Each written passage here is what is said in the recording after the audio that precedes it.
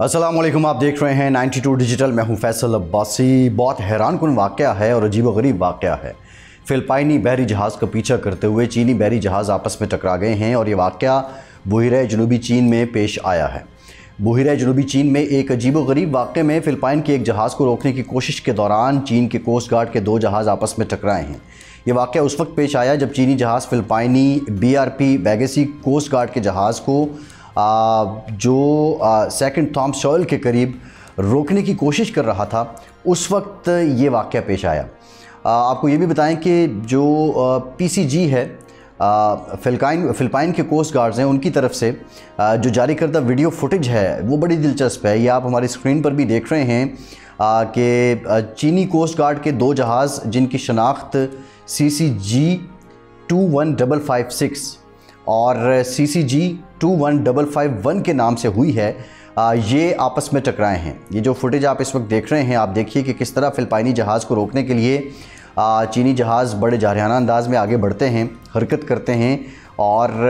वो इसी असना में, इसी कोशिश के दौरान कि वो फ़िलिपाइनी जहाज़ को रोक सकें, एक चीनी जहाज़ दूसरे को पहलू से टक्कर मार देता है। फ़िलिपाइन कोस्ट गार्ड के तर्जुमान जो हैं, उन्होंने इस वाक़े को जे टेरेला जहाज़ों की गैर मरबूत और ख़तरनाक हरकतों का नतीजा करार दिया है। उन्होंने मज़ीद कहा है कि ये वाक़या ज़ाहिर करता है कि चीनी कोस्ट गार्ड ना सिर्फ फ़िलिपाइनी शहरियों बल्कि अपना जो अमला है उसके लिए भी उन्होंने एहतियात नहीं बरती है। ये वो सारा वाक़या है, इसको आप अगर याद रखें तो ये 10 अगस्त 2025 को पेश आया। बहिरा जनूबी चीन में तवील अरसे से चीन और उसके पड़ोसी ममालिक बशमूल फ़िलिपाइन के दरमियान तनाज़ा रहा है। चीन इस पूरे समंदरी खित्ते पर अपनी मलकियत का दावा करता है, जबकि बैनुल-अक़वामी क़वानीन फ़िलिपाइन के दावों की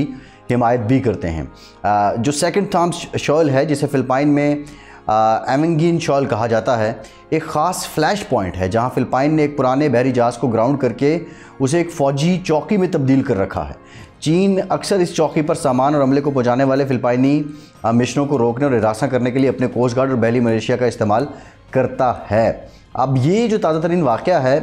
चीन की तरफ से अपनी हिफाजत के लिए यकीनी तौर पे ये इक़दाम किया गया है, लेकिन ज़ाहिर है चीन एक बड़ा मुल्क है और उसकी बहुत सी जगहों पे इजारादारी भी है, बहुत से मामलात पे उसके जो बहुत से ममालिक के साथ उसके मामलात पे तनाज़ात भी हैं और फ़िलिपाइन के साथ भी ये एक तनाज़ा है। लेकिन चीन की जो बहरी नक़्ल हमल है, पिछले कुछ अरसे में हमने देखा है कि उसमें ख़ासी इजाफ़ा हुआ है। इसी तरह की एक और पेशरफ़ जो है वो अलास्का में हुई है और अलास्का के जो बड़े बड़े ग्लेशियर्स हैं, पहाड़ों के, बर्फ़ के, उनको तोड़ने के लिए चीन ने तकरीबन 5 से 6 के करीब जो बर्फ़ तोड़ कश्तियाँ हैं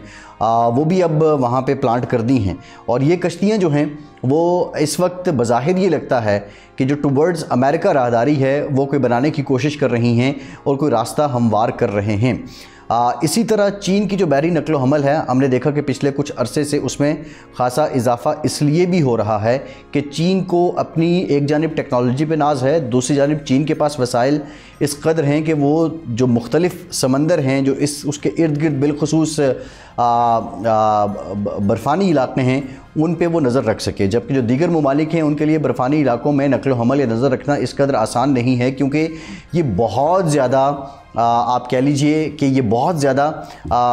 पैसा ख़र्च करने वाली बात है और इस पर बहुत ज़्यादा वसाइल भी ख़र्च होते हैं। लेकिन चीन को इस वक्त जो वसाइल की कमी है या आप ये कहें कि उसके पास वसाइल की किल्लत होगी, ऐसा कुछ भी नहीं है। ये जो सारे वाक़यात हो रहे हैं, अगर मैं आपको अलास्का से मुतालिक बताऊँ, और अलास्का में जो आर्कटिक का इलाका है वहाँ पर जो चीन की तरफ से अहम पेशरफ्त की गई है, ये आइस ब्रेकिंग जहाज़ वहाँ पर अभी जो लगाए गए हैं और ये जो सबसे बड़ा जहाज़ है ज़ियोलोंग 2, ये इस वक्त वहाँ पे अलास्का में आर्कटिक के मकाम पे आइस ब्रेकिंग कर रहा है। और इसी तरह हम बात करें, जो ज़ियोलोंग 2 है, ये शंघाई से जब रवाना हुआ तो डेफिनेटली जो वॉर वॉच डॉग्स हैं वो इसको मॉनिटर भी कर रहे थे। और अब जो इंटरेस्टिंग बात है, ये जहाज़ अलास्का और रूस से मुत्तसिल चिक्शी और बेफुट समंदरों में काम कर रहा है। दीगर जहाज़ों की अगर मैं बात करूं जो चीन की तरफ से इस वक्त तक लगाए गए हैं, उनमें आप जो चीनी नाम हैं जेडी उसका नाम है, मुख्तसरन नाम मैं आपको बताऊं। ये भी एक जदीद तरीन आइस ब्रेकिंग जहाज़ है। तनसौ सन हो भी इसमें शामिल है और इसी तरह जो दीगर जहाज़ हैं वो भी इस वक्त काम कर रहे हैं। अब जो ये सारा सिलसिला है और इस सारे सिलसिले के दौरान ना सिर्फ ये सिलसिला यहाँ तक रुकता है बल्कि अमरीकी कोस्ट गार्ड भी इस सारे मामले की निगरानी कर रहे हैं और अमरीकी कोस्ट गार्ड ने अलास्का के करीब अमरीकी आर्कटिक पानियों में काम करने वाले 5 चीनी तहकीकी जहाज़ों की निगरानी की तस्दीक भी की है। जवाबी कार्रवाई में अमरीकी कोस्ट गार्ड ने अपने जो C-130J हारक्यूलिस तैयारे हैं और कटर हैं वो भी चीनी जहाज़ों की निगरानी के लिए वहाँ पे अब लगा दिए हैं। इस वक्त अमरीकी कोस्ट गार्ड जो है वो आर्कटिक में सिर्फ एक आइस ब्रेकर USCGC हेले चला रहा है। ताहम एक नए आइस ब्रेकर स्टोरेज को भी जल्द ही अलास्का में मिशन पर रवाना किया जाएगा। अब ये जो सबसे अहम नुक्ता है, मैं अगर इसकी जोग्राफियाई हदूद की बात करूं तो आर्कटिक में चीन की बढ़ती हुई जो सरगर्मियां हैं ये ख़ित्ते में बढ़ती हुई जो आलमी मुसाबकत है उसको भी ज़ाहिर कर रही हैं। बर्फ़ पिघलने से नए शिपिंग रास्ते खुल रहे हैं और कुदरती वसाइल तक रसाई मुमकिन हो रही है, जिसकी वजह से ये ख़ित्ता स्ट्रेटेजिक तौर पर अहम होता जा रहा है। अमेरिका और इसके इत्तेहादी बशमूल कनाडा आर्कटिक में मौजूदगी और ख़ुद मुख्तारी को यकीनी बनाने के लिए अपनी सलाहियतों को बढ़ा रहे हैं।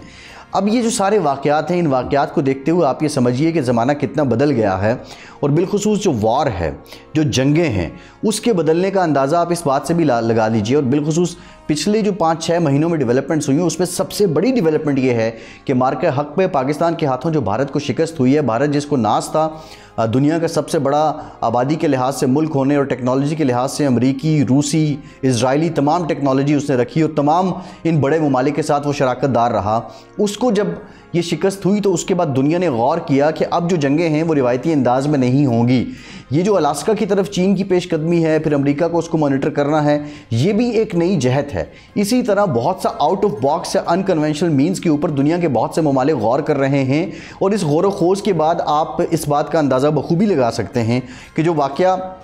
यूक्रेन की तरफ से रूस पे जिस तरह निशाना बनाया गया था और ड्रोन्स की उन्होंने बारिश कर दी थी, जो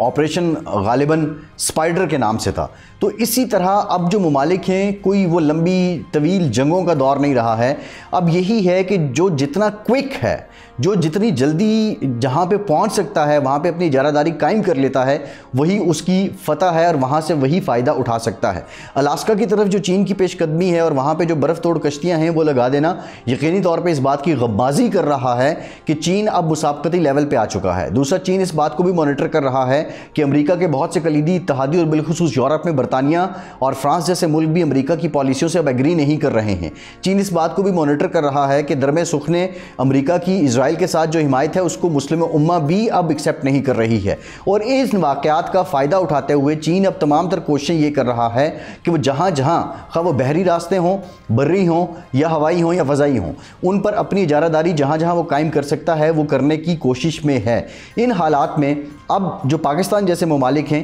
यकीनी तौर पे हमारे पास वसाइल तो महदूद हैं लेकिन हमारे पास एक वसी तजुर्बा जंग लड़ने का भी है और पाकिस्तान को इस बात पे फ़ख्र होना चाहिए कि ये जो जब भी दुनिया भर में वॉर स्टडीज़ पढ़ी जाएंगी और जंगों का इर्तकाई अमल का जायज़ा लिया जाएगा और जंगों के बारे में इनकलाबी सोच की बात होगी तो उसमें पाकिस्तान के मार्का हक़ को याद रखा जाएगा और पाकिस्तान को इस बात पर फ़ख्र होना चाहिए कि इसके बाद ये जितनी डेवलपमेंट्स दुनिया भर में हो रही हैं इनकी बुनियाद डाली गई है। जो पाकिस्तान और भारत के बीच जो फ़ज़ाई लड़ाई थी